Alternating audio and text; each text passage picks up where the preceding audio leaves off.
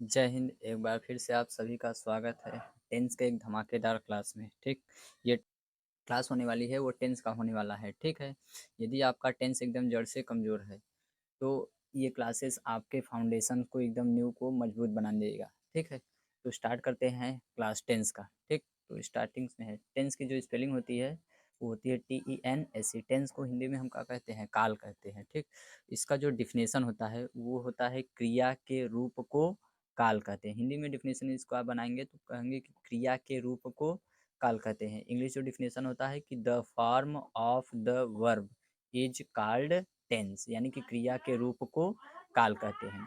Tense जो होता है वो तीन टाइप का होता है। Tense is divided in three parts. Tense को कितने भागों में बांटा गया है? तीन भाग में।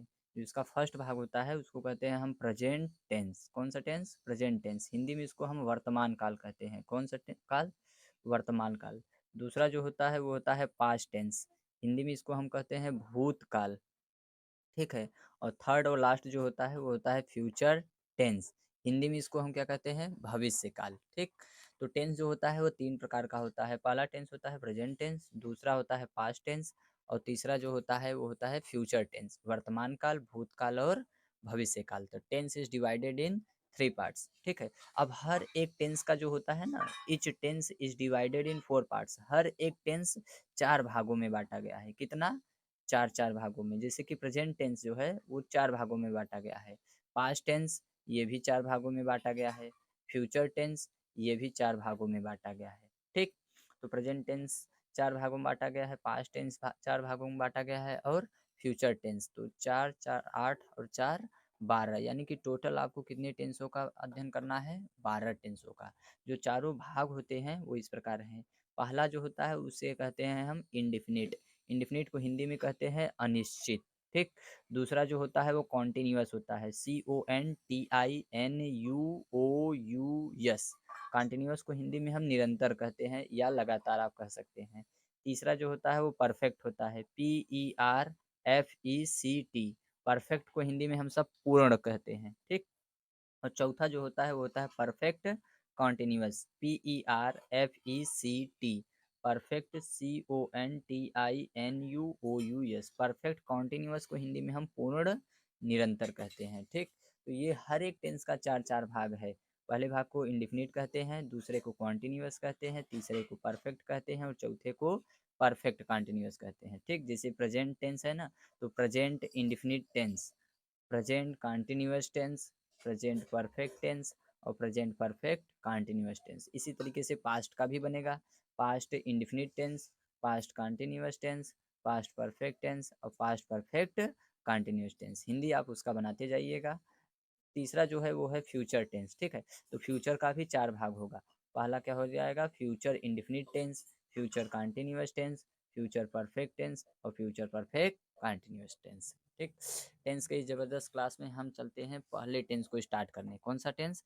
Present indefinite tense. ठीक, तो इसका जो पहला पहचान है कि टेंस को पहचानेंगे कैसे। देखो टेंस तो 12 हो जाता है, यदि आप उसको पहचान न पाएंगे तो उसको ट्रांसलेट बिल्कुल नहीं कर पाएंगे। ठीक है, तो टेंस पढ़ने से पहले हम उसको पहचानना सीखेंगे कि पहले हम टेंस को पहचाने कैसे। ठीक, तो फर्स्ट टेंस जो है वो है present indefinite tense, PRESENT INDEFINITE वर्तमान अनिश्चित काल। ठीक, आप स्पेलिंग सहित सबको याद कर चलते चलिए ताकि डिटेल से आपको टेंस, हमने कहा ना कि जड़ से आपका टेंस मजबूत होना चाहिए। ठीक है, तो इसका जो पहचान है प्रेजेंट इंफिनिट टेंस का पहचान, वाक्य के अंत में ता है, ती हैं, ते हैं, ताहू आदि शब्द आता है। तो जिस भी सेंटेंस के वर्ब के अंतिम में ये सारे वर्ड्स लगे होने चाहिए, जैसे ता है, ती है, ते हैं, ताहू, ये सारे वर्ड्स अगर लगे हुए हैं तो कौन सा टेंस पहचाना जाएगा? Present infinite tense. आप पहचान याद कर लीजिएगा। हर एक टेंस का ना कोई सहायक क्रिया होता है जिसको हम इंग्लिश में हेल्पिंग वर्ब के नाम से भी जानते हैं। तो इस टेंस का जो सहायक क्रिया होता है वो होता है डू और डस। इसके दो सहायक क्रिया होते हैं, पहले को हम डू कहते हैं और दूसरे को डज। ठीक, इसके कुछ रूल्स हैं, जैसे कि रूल नंबर 1 क्या है? आई, वी, यू, दे एवं बहुवचन कर्ता के साथ डू का प्रयोग किया जाता है। अगर सब्जेक्ट आपका जो करता है, जो काम को कर रहा है, वो अगर बहुवचन में है तो उसके साथ आप किसका प्रयोग करेंगे? डू का प्रयोग करेंगे। आई, आई का मतलब क्या होता है? मैं। वी मतलब क्या होते हैं? वी मतलब होता है हम। यू का मतलब क्या होता है? तुम। और दे का मतलब क्या होता है?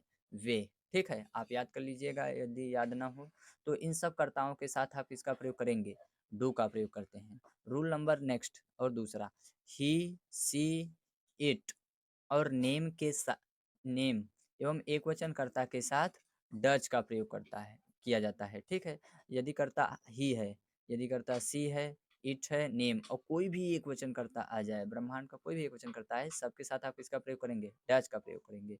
ही का मतलब क्या होता है? वह। ही का मतलब क्या होता है? वह। और सी का भी मतलब वह होता है। ही प्रयोग किया जाता है पुरुषों के लिए और श्री प्रयोग किया जाता है स्त्रियों के लिए, फीमेल्स के लिए। ठीक है, इट का प्रयोग होता है समय, मौसम, दिन, वर्षा। ठीक है, इट का हमने डिटेल यूज पढ़ा रखा है। यदि आपने नहीं देखा है तो पिछले वीडियो को जाकर इट का यूज आप देख लीजिए। ठीक है, नेम, नेम का मतलब होता है कोई भी नाम, राम, श्याम, सीता, गीता, या नाम पुरुष का हो या तो फीमेल का, सबके साथ हम किसका प्रयोग करेंगे?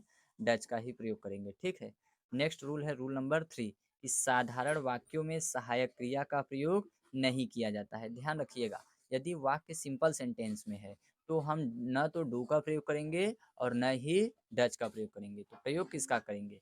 तो साधारण वाक्य में सहायक क्रिया का प्रयोग नहीं किया जाता है, बल्कि कर्ता एक वचन होने पर या तो आप यस का प्रयोग करेंगे और या तो ईएस का प्रयोग करेंगे। ठीक है, जब सेंटेंस सिंपल रहेगा तभी हम इसका प्रयोग करेंगे, नहीं तो नहीं करेंगे। ठीक, रूल नंबर 4, जिस क्रिया के अंत में यस लगा हो, ईएस लगा हो, एसएच लगा हो, सीएच हो, ओ हो, एक्स हो, जेड हो, आर अक्षर आए तो उसके साथ आप ईएस लगाएंगे।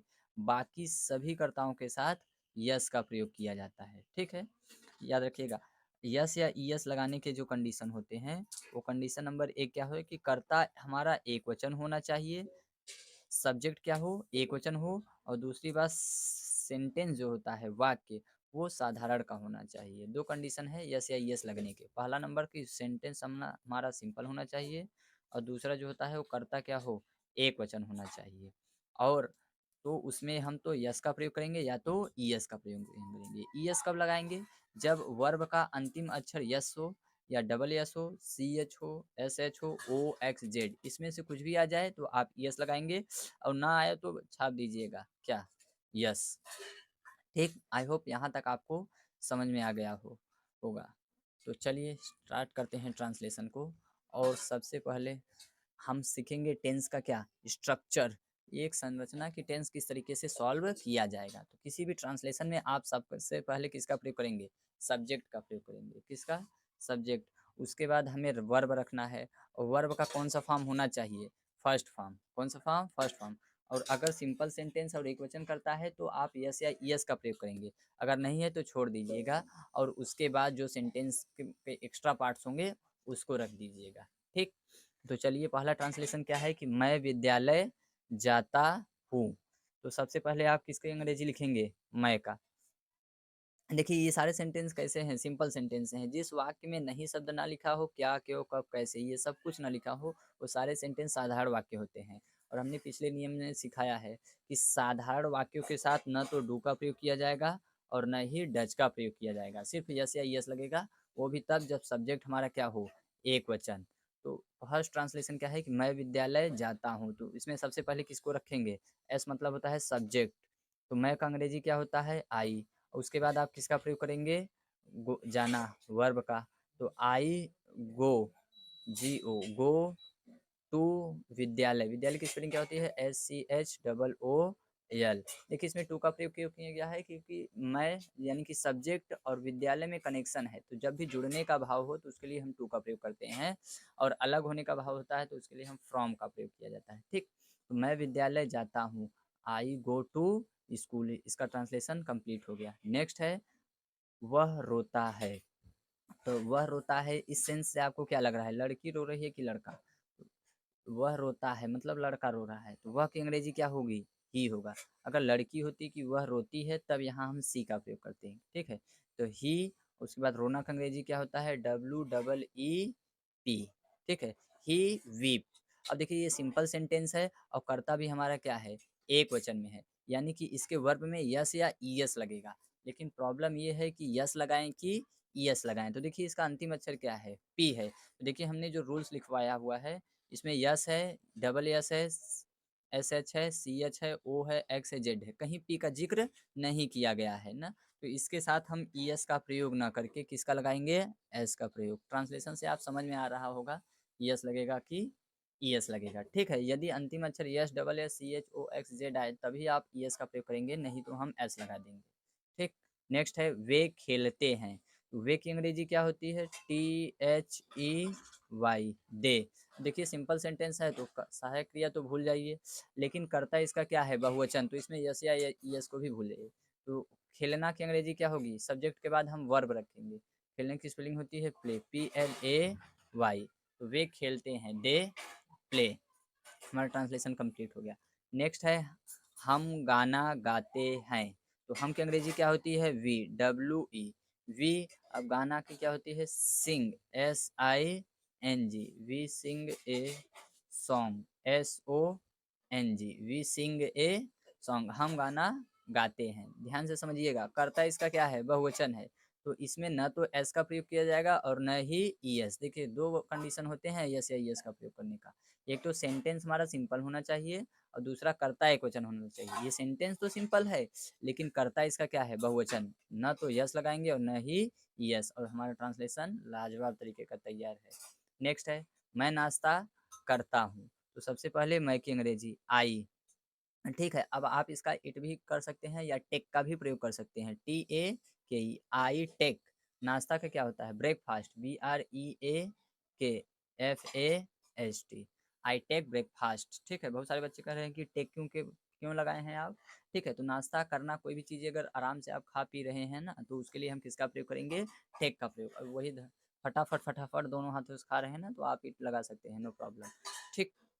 नेक्स्ट है कि मैं बहुत तेज हंसती हूँ। देखो हंस कौन रहा है, लड़की। तो सबसे पहले मैं की अंग्रेजी क्या होगा, आई। उसके बाद मैं बहुत तेज हंसती हूँ, तो उस सब्जेक्ट रखेंगे, उसके बाद वर्ब का प्रयोग करेंगे, तो आई।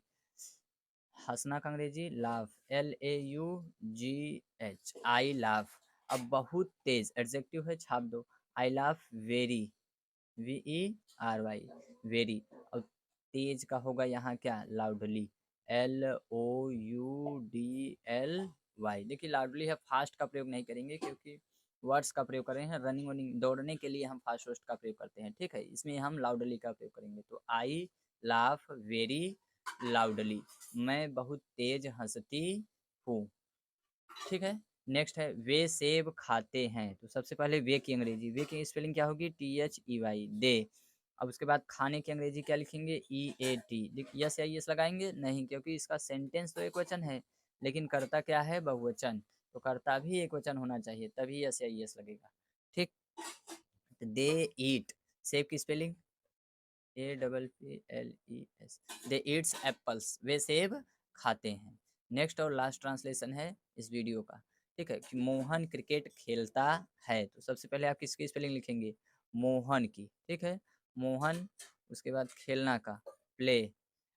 अब बताइए ये सेंटेंस एक वचन है कि नहीं, एक वचन है, और इसका कर्ता, कर्ता भी एक वचन है, सॉरी सिंपल सेंटेंस, सेंटेंस जो है सिंपल है और कर्ता इसका क्या है, एक वचन का है, तो इसमें यस या ईएस का प्रयोग जरूर किया जाएगा। तो देखिए अंतिम में क्या है, वाई है, तो इसके सेंटेंस में हमने लिखा है क्या, वाई कहीं, S double S C H S H O X Z है, वाई तो कहीं जिक्र किया गया नहीं है, तो इसमें ईएस का प्रयोग नहीं होगा, किसका प्रयोग होगा, एस का प्रयोग होगा, ठीक है। तो लगा दें इसमें मोहन प्लेस।